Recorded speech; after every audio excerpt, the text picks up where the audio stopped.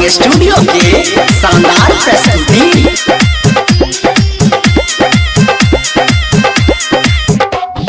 सोइया लाले लाले चुनरिया दिल्ली शहर से लाई गाना। सोइया लाले लाले चुनरिया दिल्ली शहर से लाई गाना।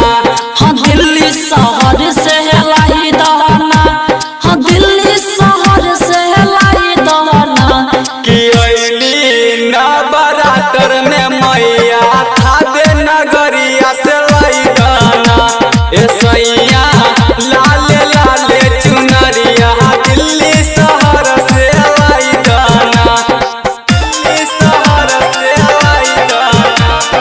दिल्ली शहर से लाई गाना।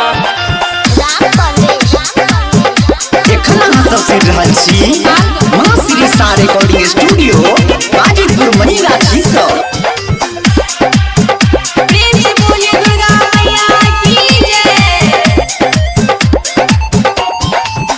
मालनी से मंगल बानी माला बाके हार जी, राजा माला बाके हार जी, हार जी, हार जी।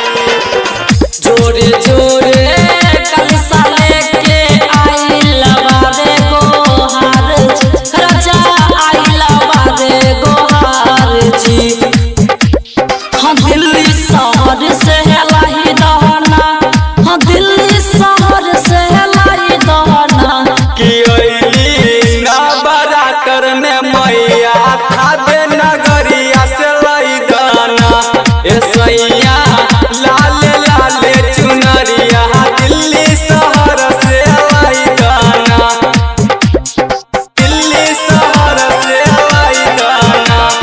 दिल्ली शहर से लाई गाना।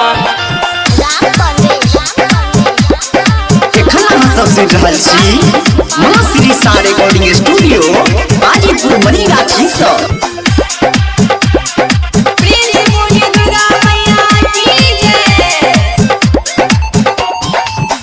आजन बाजने हम हुस करबाय महो, राजा हम हुस करबाय महो, करबाय महो, करबाय महो।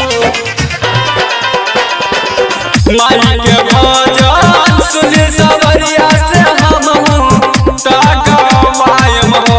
राजा नरस से गवायम हो। हाँ दिल्ली शहर से लाई दाना, हाँ दिल्ली शहर से लाई दाना। कि अइली ना बरातर में मैया थावे नगरिया से लाई दाना। सोइया लाले लाले चुनरिया दिल्ली शहर से लाई एखन अहाँ गाना। सब सुनि रहल छी माँ श्री सा रिकॉर्डिंग स्टूडियो गाजीपुर मनीगाछी सँ।